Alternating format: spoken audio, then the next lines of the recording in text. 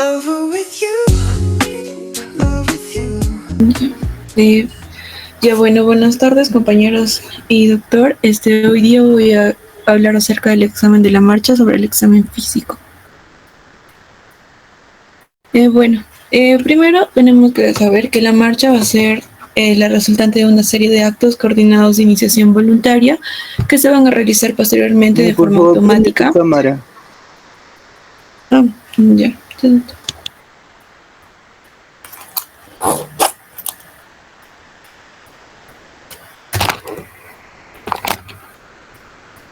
Mm, Y ya está. Ay, no puedo saber.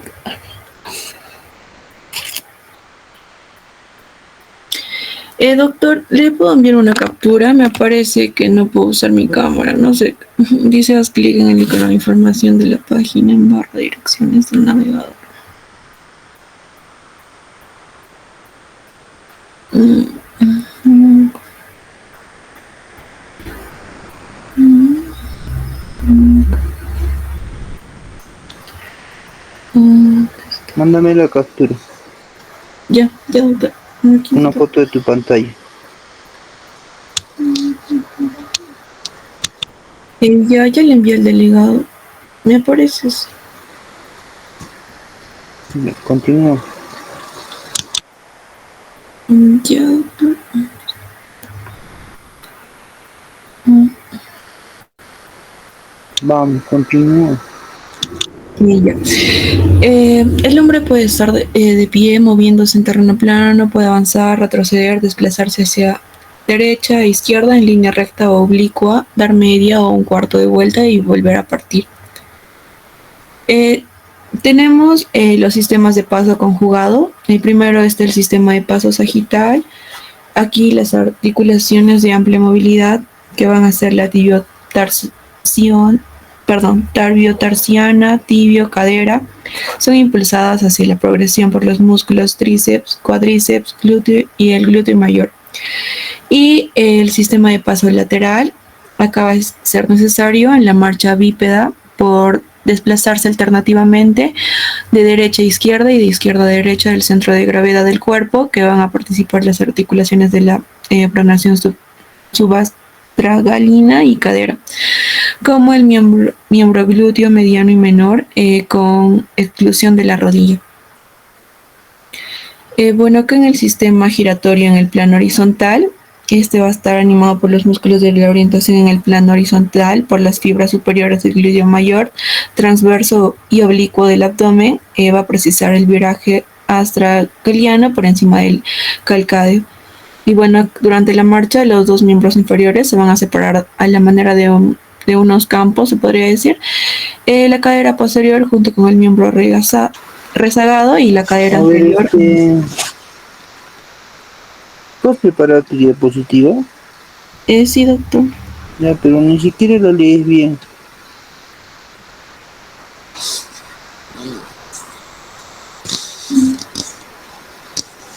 ¿Dice campos? No dice campo.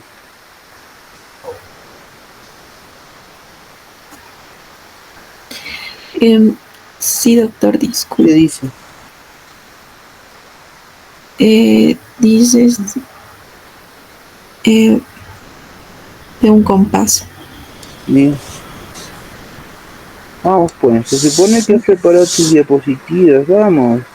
Ya, doctor, ya. Durante la marcha, los dos miembros inferiores se van a separar a la manera de un compás, la cadera posterior junto con el miembro rezagado y la cadera anterior con él situado adelante. Va a haber una rotación cotiloidea por encima de las cabezas femorales. La anterior está en una rotación externa y la posterior en rotación interna, con una oblicuidad variable del eje transverso de la pelvis, que va a estar denominada un paso pelviano de Ducrot. Primero tenemos en la marcha en la debilidad. Aquí va a haber cualquier enfermedad que requiera los periodos prolongados de reposo, que va a provocar las alteraciones de la marcha y la inestabilidad. Aquí el paciente se va a balancear de un lado hacia el otro, se va a asemejar a una marcha táxica y el movimiento va a ser lento con un temblor en las rodillas. En la marcha táxica, la ataxia sensitiva por la interrupción en las vías propioceptivas de la médula espinal.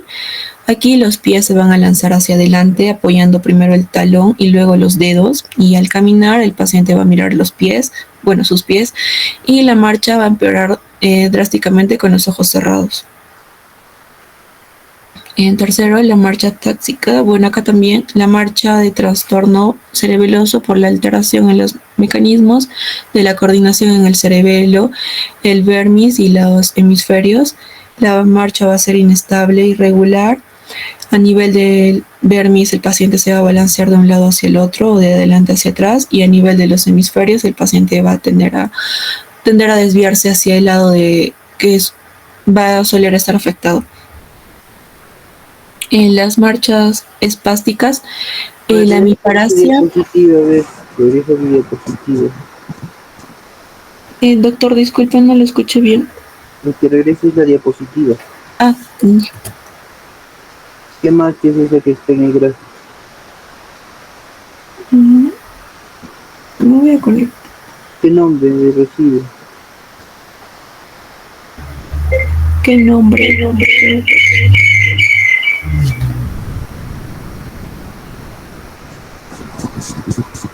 Es la marcha táxica, pero mira, cuando tú ves ahí la figura que va graficando al caminar el paciente, o sea, tiene la forma de qué? Melanie.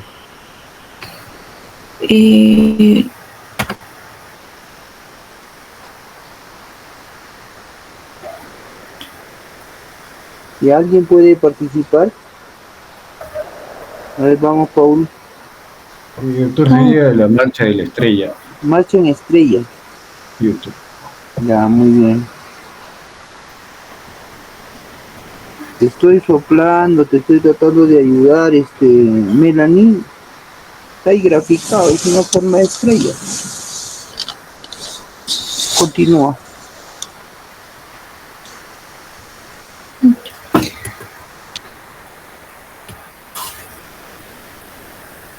Y en la marcha espástica, la Te ha pasado una diapositiva. Ahí está. Y en las marchas espástica, en la hemiparasia espástica, las lesiones que van a ser interrumpidas, la inervación de un lado. Escúchenme, ¿qué es una hemiparesia?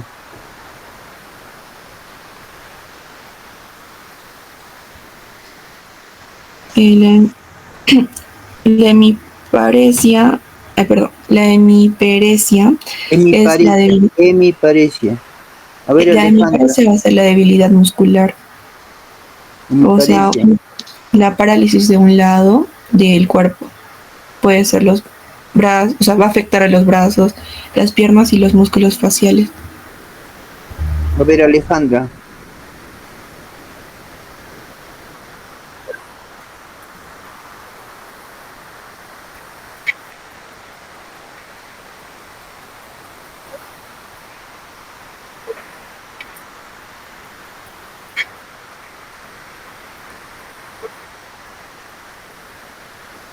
Ya, bueno, el gráfico no ayuda, ¿ya? Para poder hablar de una hemiparesia. A ver, ¿quién más ha levantado la mano? José. A ver, vamos. Bueno, va a ser una condición que va a tener el cuerpo del lado afectado, ¿no? Que va a haber una debilidad o una parálisis del músculo, en ese caso del miembro inferior. Ya. Miren, hay algo que es importante y se los he dicho al inicio. Si nosotros vamos a hacer una pequeña revisión, de hecho que van a aparecer términos nuevos, ¿está bien? Y si son términos nuevos, con mayor razón yo tendré que darme la molestia de revisar, ¿no?, un poco la bibliografía o de repente un diccionario médico para poder un poco imbuirme y saber a qué se refiere cuando se habla de hemiparesia. ¿no? Entonces, y esos términos debemos ya ir anotando para poder irnos familiarizando, ¿no? Entonces, cuando hablamos de hemiparesia es una disminución de la fuerza muscular, lógicamente a consecuencia de un problema neurológico. Entonces, en este caso lo que está comprometido es la mitad del cuerpo, ¿no? Y lo que decía Alejandra, ¿no? Además hablaba de una paraparesia, ¿no? Que vendría a ser el compromiso, ¿no? Más que todo a nivel de la mitad del cuerpo para abajo, la parte inferior. Entonces, ahí hay que tener muy claro, ¿no? Entonces, saber diferenciar entre lo que es una hemiparesia o una hemiplegia, ¿no? Cuando ya se tiene una parálisis, ¿no? Del medio cuerpo, ¿no? Ya sea el lado derecho o el lado izquierdo. Entonces, son términos que nosotros debemos de ir utilizando ya, y como les decía, ¿no? Hay que revisar, por favor, ¿no? Para que cuando se hagan las preguntas, o en todo caso, ¿no? Al estar exponiendo podamos transmitir la información de la manera más adecuada posible. Y Melissa.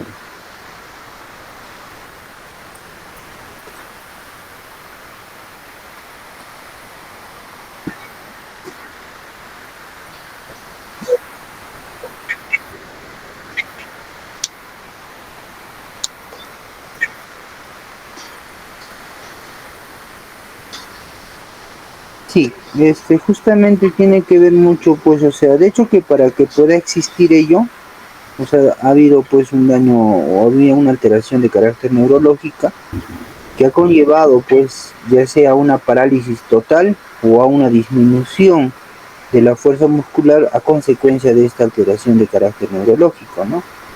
Ya, pero lo que voy es, tú agarras, te paras y lo divides el cuerpo en dos, el lado derecho y el lado izquierdo. Entonces, cuando nosotros hablamos de hemiparesia, estamos hablando de una hemiparesia que puede ser derecha o puede ser izquierda, a eso me refería.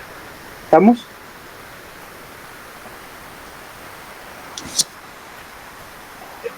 A ver, continúa, por favor.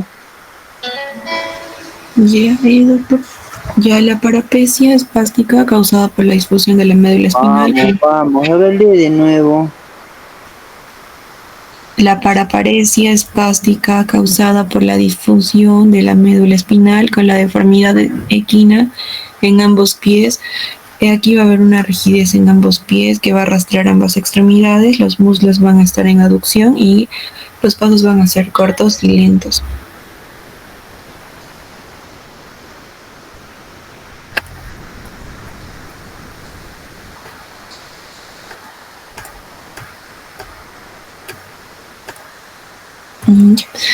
La marcha distrófica va a haber una debilidad de los músculos de la cadera en enfermedades que afecten la columna vertebral. El paciente tendrá la marcha de pato. Las caderas van a oscilar de un lado hacia el otro por una dificultad en fijar la cadera y debilidad en glúteos. Y va a haber una lordosis pronunciada. En la marcha de page, el paciente va a arrastrar la punta del pie o para compensar la caída del pie lo va a elevar lo más alto posible para no tocar el piso, por lo que va a existir una flexión exagerada de la cadera y la rodilla. Y bueno, que el paciente no va a poder pararse sobre sus talones, puede ser unilateral, ya que la lesión del nervio peroneo va a estar común, o la bilateral, que va a haber una polineuropatía grave, un síndrome de Guillain-Barré o una neuropatía crónica hereditaria. En la marcha de parkinsoniano, este paciente va a caminar lento, los pasos son cortos y va a arrastrar en la flexión.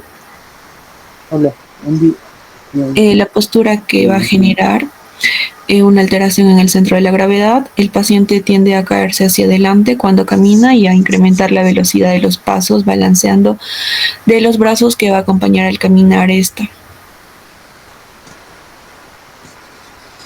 En la marcha práxica, el paciente va a caminar con base amplia, los pasos van a ser cortos y con tendencia a caer hacia atrás. Va a tener la dificultad para girar y cuando lo hace va a pivotear sobre el miembro más afectado. Y en pacientes con la enfermedad de cerebrovascular, multiinfarto e hidrocefalia crónica en el adulto. En la marcha histérica, la persona va a marcar el ritmo y la forma de caminar. La marcha va a ser bizarra, indescriptible y puede haber componentes atáxicos y espásticos. El examen físico va a ser normal. Y bueno, como conclusión, cada uno de estos patrones de marcha va a reflejar diferentes alteraciones en el sistema neuromuscular y puede ser indicativo de diversas condiciones médicas. El análisis de la marcha es una herramienta esencial en la semiología para diagnosticar y comprender las limitaciones funcionales del paciente y identificar estas características puede ayudar a guiar el tratamiento y la rehabilitación, mejorando la calidad de vida del paciente. Gracias por su atención.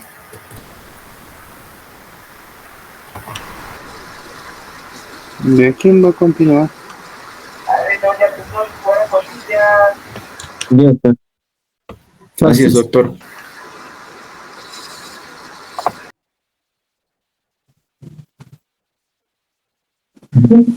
Bien.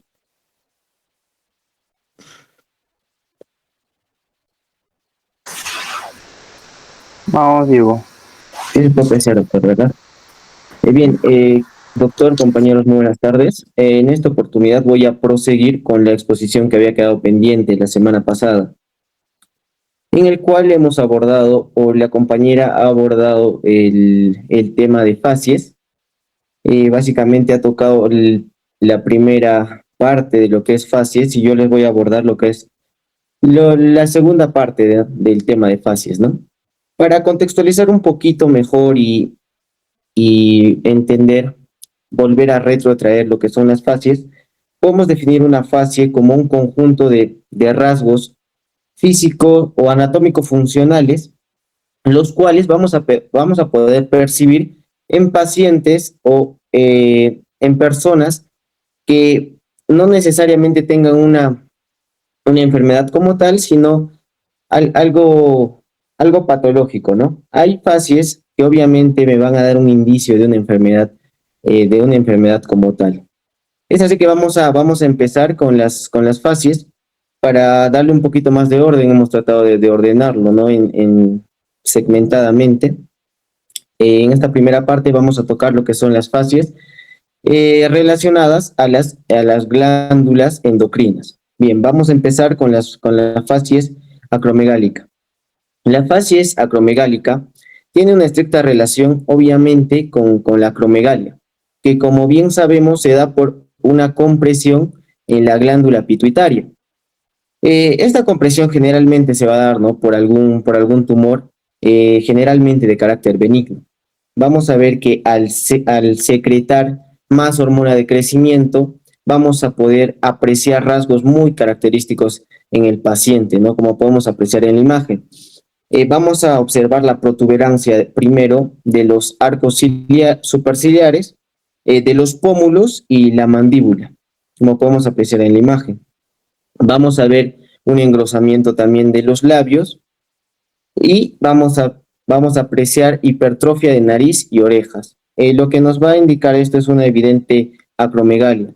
Aparte de estos signos característicos que podemos apreciar en el rostro del paciente, también vamos a poder apreciar una hipertrofia en extremidades, ¿no? Hipertrofia quizás de las manos, para poder tener un diagnóstico preciso.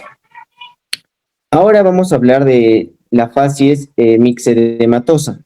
La facies mixedematosa tiene una característica de edema, pero es claro que es una clase de edema. El mixedema es una clase de edema, pero tiene una particularidad que está relacionado específicamente a un cuadro de hipotiroidismo, ¿no?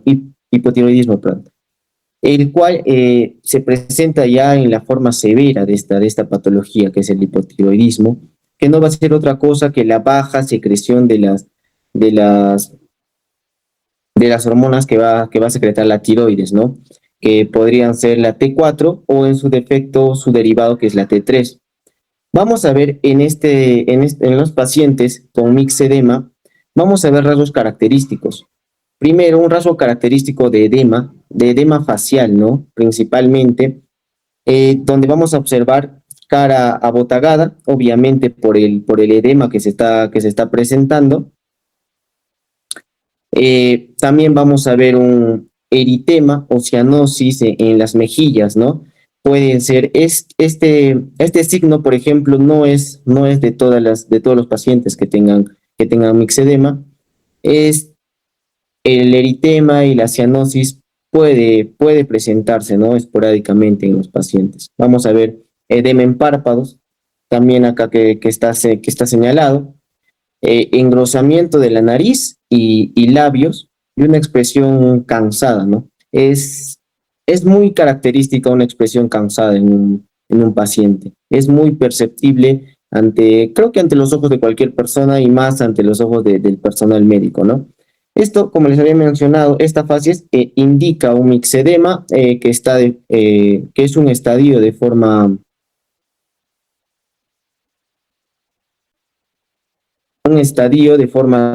severa, que se da de forma severa en el hipotiroidismo. Siguiente diapositiva, por favor. Bien. Ahora vamos a seguir con alteraciones, ¿no? en la glándula tiroides. Es así que vamos a ver la facies hipotiroidea, que también se da por un déficit en la hormona secretada por la tiroides, en la cual vamos a ver también una cara abotagada. Pero tiene una particularidad, ¿no? Que va a tener un tinte pálido, amarillento, ¿no? Vamos a tener también párpados edematizados. Se van a perder las cejas en los extremos, ¿no? Es lo que conocemos con la pérdida del vello, vamos a conocerla, ¿no? Como alopecia. Es característica esta alopecia porque como se menciona en la descripción, se pierde los folículos pilosos, pero en los extremos de la ceja. O sea que es muy característica de esta patología. Vamos a ver también edema palpebral o periorbitario.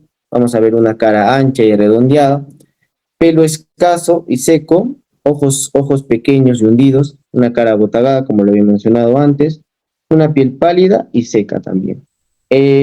Cabe resaltar que las características que estoy señalando no son siempre o no aparecen siempre como tal, ¿no? Es un conglomerado casi siempre con la mayoría de las características mencionadas, pero en ocasiones puede no haber la presencia de uno. Por ejemplo, puede no tener una piel pálida o puede no tener escasez de pelo, ¿no? Pero son varias características que acompañan esta facies, al igual que las demás que voy a exponer, las cuales nos pueden hacer llegar a un diagnóstico diferencial, ¿no? Siguiente diapositiva, por favor. Bien, ahora vamos a ver la facies hipertiroidea, que por lo contrario es la secreción excesiva, ¿no? de la hormona tiroidea, ¿no? Vuelvo a repetir, la T4 o su derivado, la T3.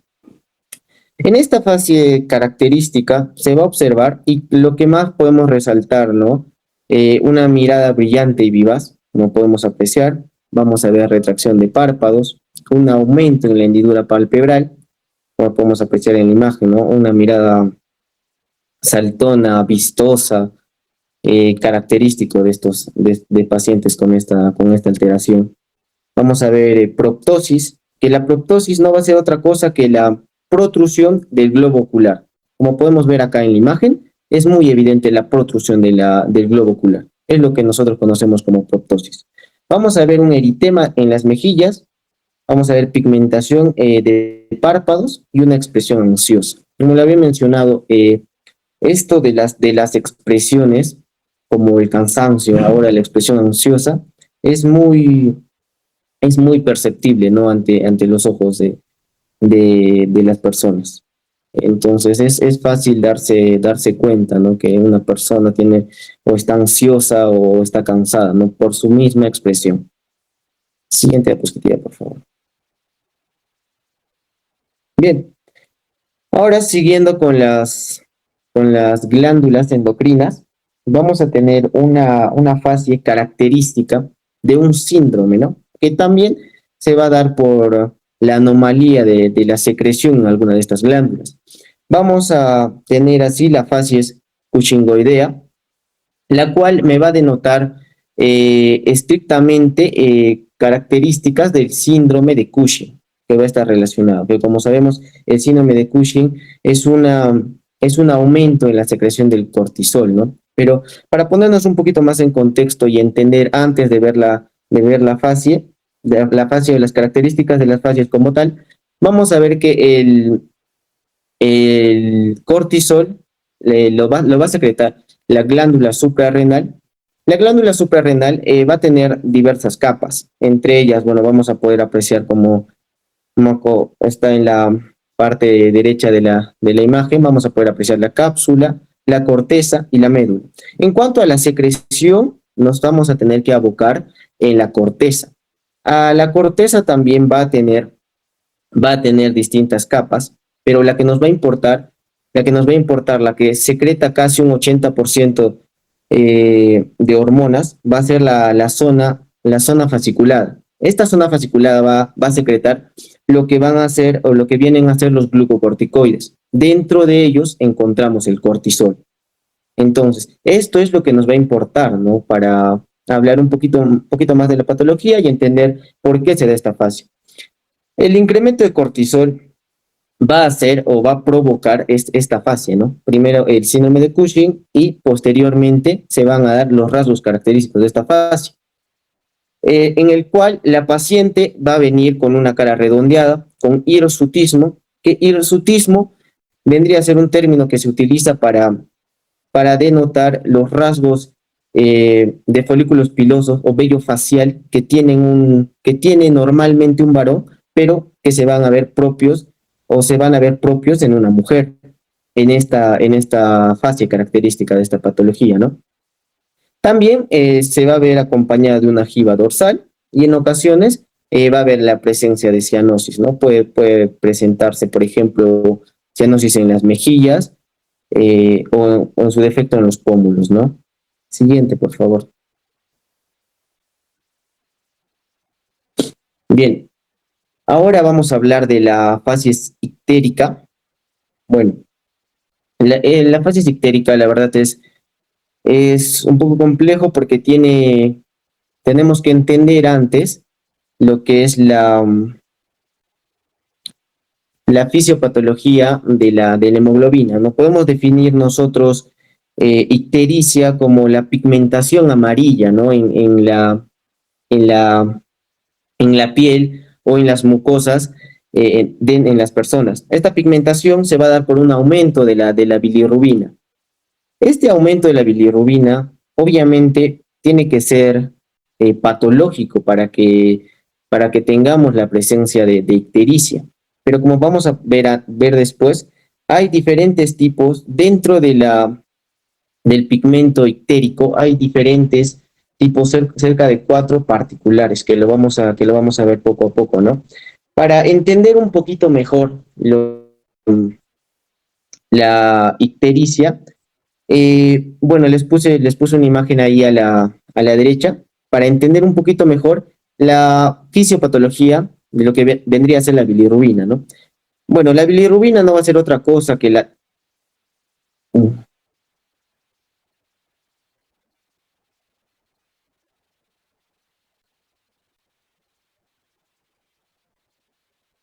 Doctor, ¿se me escucha?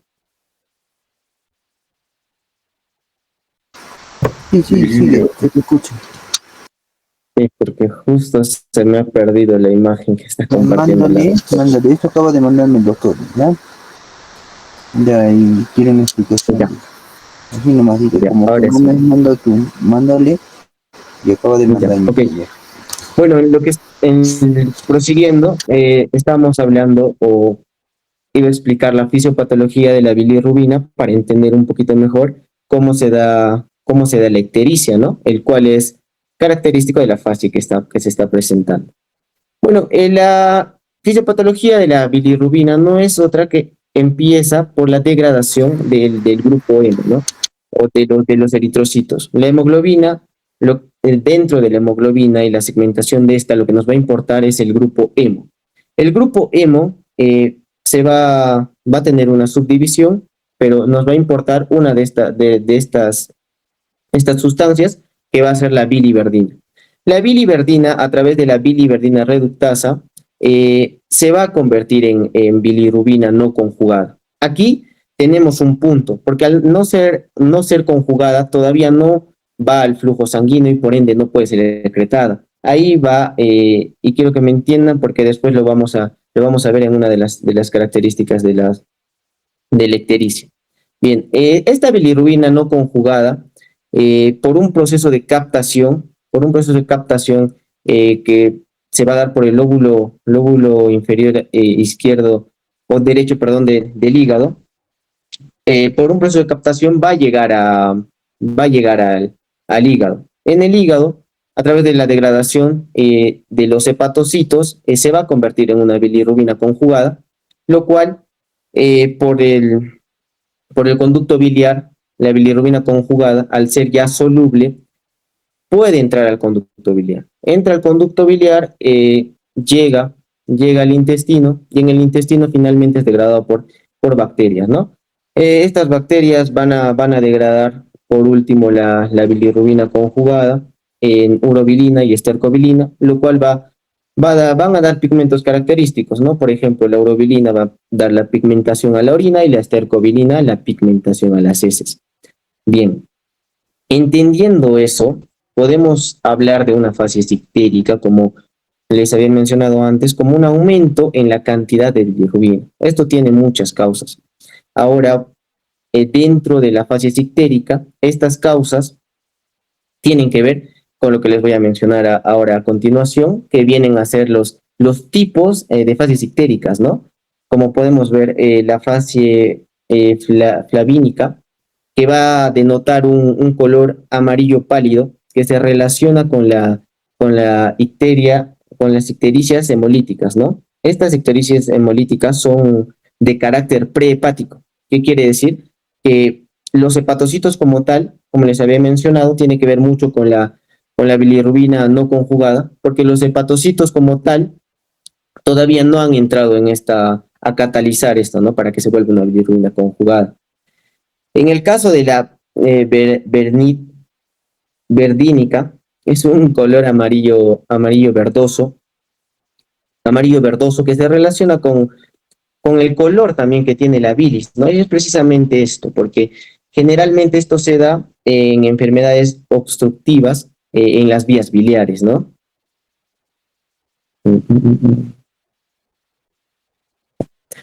Vamos a ver después la fase ictérica rubínica, que es un color amarillo. Compañera, ¿puedes volver, por favor? Ya. La fase ictérica rubínica, que es un color amarillo rojizo, relacionada con las enfermedades hepatocelulares. Acá esta sí es una de característica intrahepático, porque hay la presencia o existe la presencia catalizadora de los hepatocitos, ¿no? Dentro del hígado. En la fase esmelánica, que es un color negruzco relacionado con la obstrucción de origen extrahepático, ¿no? Esta está relacionada estrictamente con la obstrucción de orígenes extrahepáticos. O sea, terminando el proceso de la bilirrubina, fisiopatológico de la bilirrubina, excretado del hígado a través de los hepatocitos, lo que les había explicado antes, ya podemos hablar de una fase ictérica melánica. Eso en cuanto a la fase ictérica, ¿no? Ahora sí, siguiente diapositiva, por favor. Y algo que acotar, Diego, y creo que lo hablamos en clase, es el hecho de que muchas veces cuando nosotros hablamos de una fase ictérica, o sea, lo primero que se nos viene a la mente es pensar en una patología hepática o de vías biliares. Es lo primero, ¿no? ¿Y por qué se piensa de esa manera? Porque la gran mayoría de cuadros ictéricos, o sea, tienen que ver mucho con estas patologías, ¿no? Pero no solamente son esas, ¿no? Y justo tú ahí, cuando hablas de la flavínica, hablas de ictericias hemolíticas, ¿no? Entonces, específicamente se está hablando de un cuadro hematológico que se conoce como anemia hemolítica. Entonces, estas también debido a la destrucción del glóbulo rojo, como lo has explicado, va a dejar libre el contenido y esto se va a metabolizar y va a dar origen a la producción de la bilirrubina no conjugada o llamada también bilirrubina indirecta, ¿no? Que es lo que predomina en estos cuadros que son de origen hematológico, ¿no? Entonces, en las melánicas, como he estado explicando al final de esta diapositiva, generalmente pues estos cuadros obstructivos se da por la presencia muchas veces de tumores, ¿no? Cánceres, ¿no? Que van a generar un cuadro obstructivo, o la presencia de un cálculo que se enclava en el colédoco, entonces le da estas características, ¿no? Entonces, es importante, antes bueno, se usaba bastante la semiología, y como bien lo has mencionado, entonces las características que resaltan en la facies, o sea, te invita a pensar en dónde o cuál puede ser la causa de la presentación de esta manifestación clínica, que es la ictericia.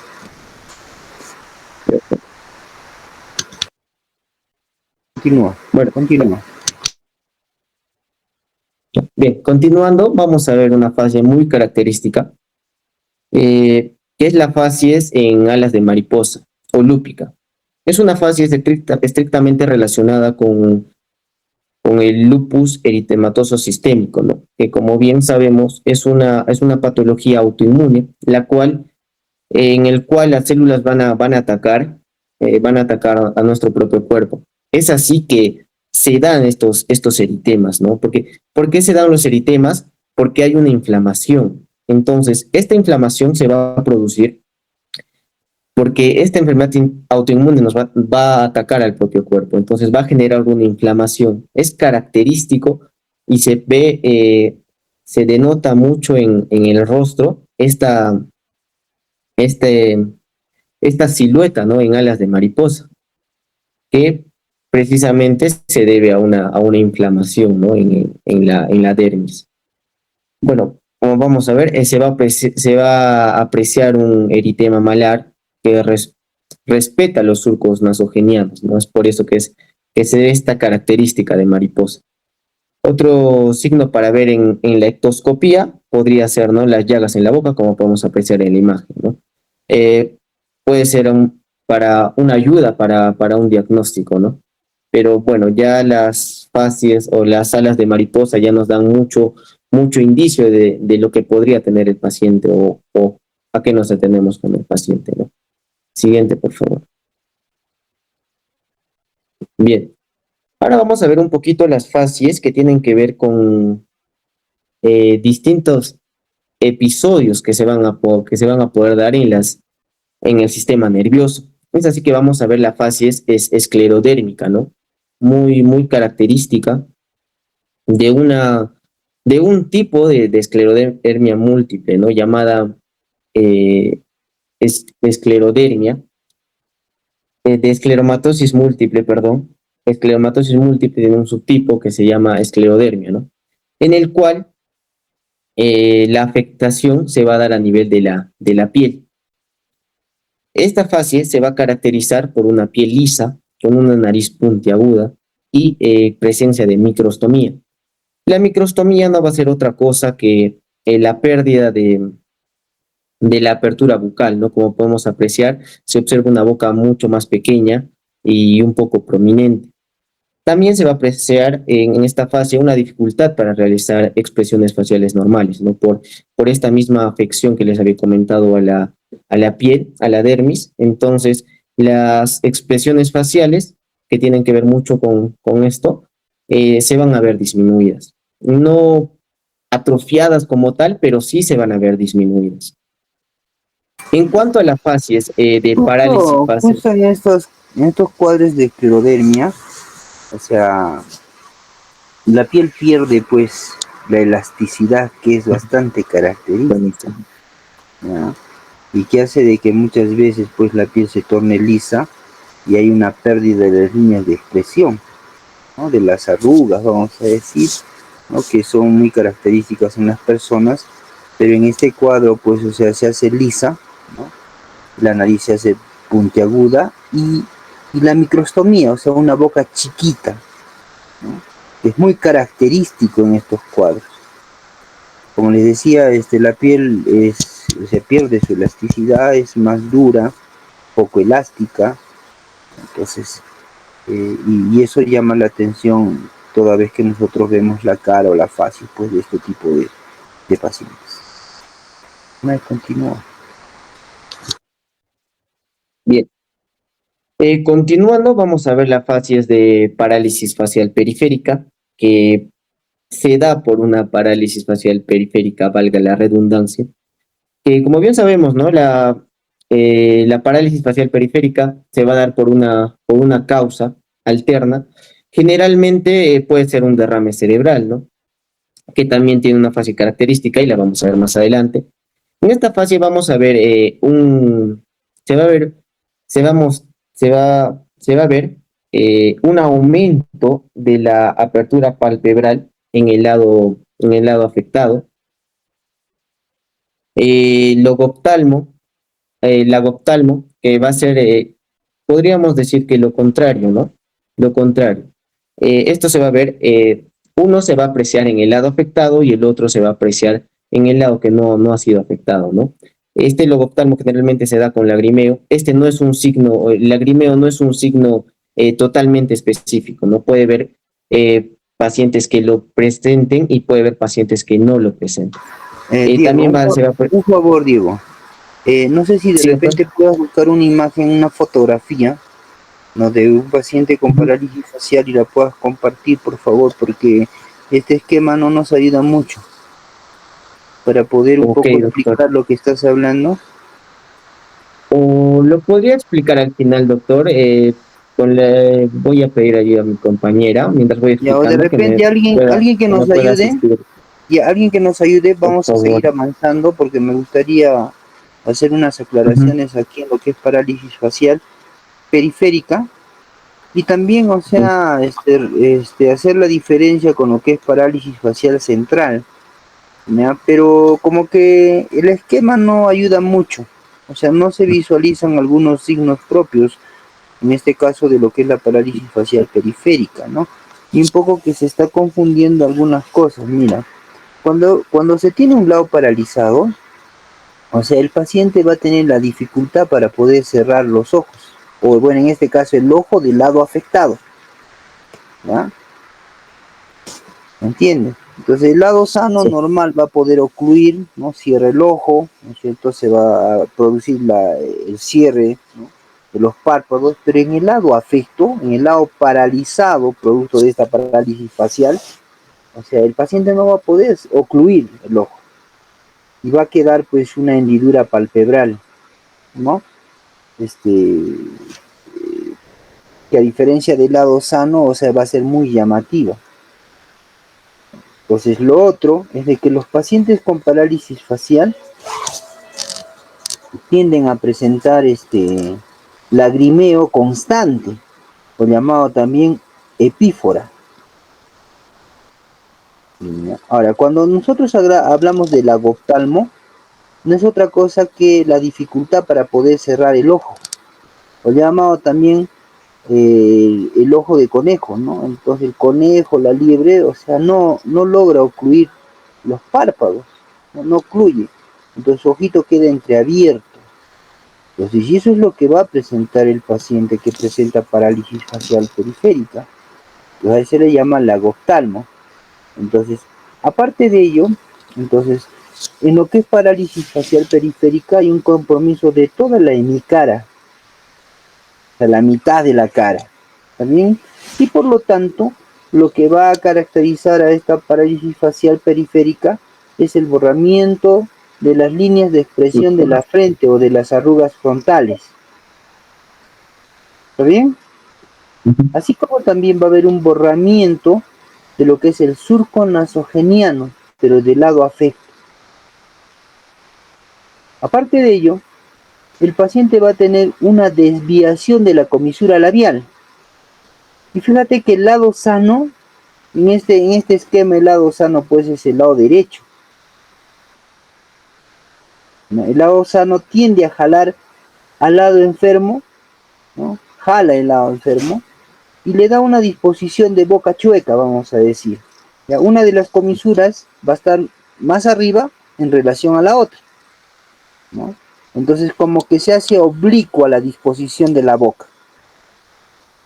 Entonces, todas esas características son muy importantes tener que resaltarlas, pero como te decía, no ayuda mucho el esquemita. Sí, Hubiera doctor, sido sí. interesante ya ahí, por ejemplo, en el caso Con de la este sí, señora, doctor, sí se puede. Sí. con ese sí, pues, ¿no? Entonces, lo que llama la atención aquí, por ejemplo, no sé si de repente quien te está colaborando podría buscar una foto donde el lado sano está ocluido y el lado afecto, o sea, no, pues, ¿no? Y se muestra el lagoptalmo, ¿no? Bien, bien llamativo. Entonces, pero vamos a aprovechar esta foto, por favor. A ver, ponla nomás, ponla. Miren, a ver, nosotros vemos a la paciente. Quiero que vean la foto del lado izquierdo. Estamos donde está llamativo, pues no la signología propia de esta parálisis facial periférica. Entonces, la pregunta para Valentina Arizábal, ¿qué lado es el que está afectado? Valentina, ¿está Valentina Arizábal? Joseph, Sí, doctor, dijo presente. Ahí está, doctor. ya pues, Valentina, estamos pidiendo que contestes a una pregunta hace rato, tienes que estar atenta. A ver, la pregunta es la siguiente. Nos ubicamos en la foto que está en el lado izquierdo de la pantalla, ¿no? Entonces la pregunta es, ¿qué lado es el que está afecto? ¿El derecho o el izquierdo? Así tal como lo estás viendo. Haz de cuenta que estás leyendo un libro y encuentras esta fotografía y tratas de explicar y dar a conocer cuál es el lado afecto de la paciente. Valentina, El izquierdo, doctor. el izquierdo, ya, el izquierdo. A ver, vamos, William Caleb Pozo. Sí, doctor. Sí, sí, doctor, ¿qué? No, no te Sería el lado derecho del paciente. pero tu compañera ha dicho el izquierdo. A ver, Rosanet, Presente, doctor. El derecho. ya, el derecho, ya, 2 contra 1. A ver, Paul, Giuseppe, Sí, doctor, el lado derecho, doctor. ya, Melody, El lado derecho, doctor. el lado derecho. ¿Qué dice Josmel Santos? Josmel, ¿está? Josmel Santos, Josmel, delegado, le pone falta por favor a Josmel. Está bien, doctor. Ya es el lado derecho el que está afectado, ¿ya? Es el lado derecho. Entonces, si ustedes se dan cuenta, siempre que nosotros veamos una fotografía en un libro, o sea, no vamos a asumir de que es nuestro espejo, ¿no? Entonces, vamos a hacer de cuenta que nosotros somos la fotografía y nos vamos a ubicar en esa posición para poder saber cuál es el lado derecho y cuál es el lado izquierdo. En este caso, si ustedes ven, ¿por qué es el derecho? Porque en el lado derecho, fíjense, no sé si puedes señalar con tu cursor, por favor. ¿Quién te está colaborando? Ahí está, ya muy bien. Ese lado derecho, lo que es el surco nasogeniano, por favor. Entonces, fíjense que está borrado ese surco nasogeniano y que si lo comparo con el lado izquierdo, en donde sí, pues no, la impresión es bien marcada.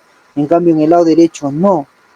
Aparte de eso, fíjense, el ojo está más entreabierto que el lado sano. Y cuando se trata de una parálisis facial periférica, entonces va a haber un borramiento de las líneas de expresión de la frente, ¿no? Que en este caso no se está viendo mucho, no se ve muy llamativo, pero es importante tenerlo en consideración.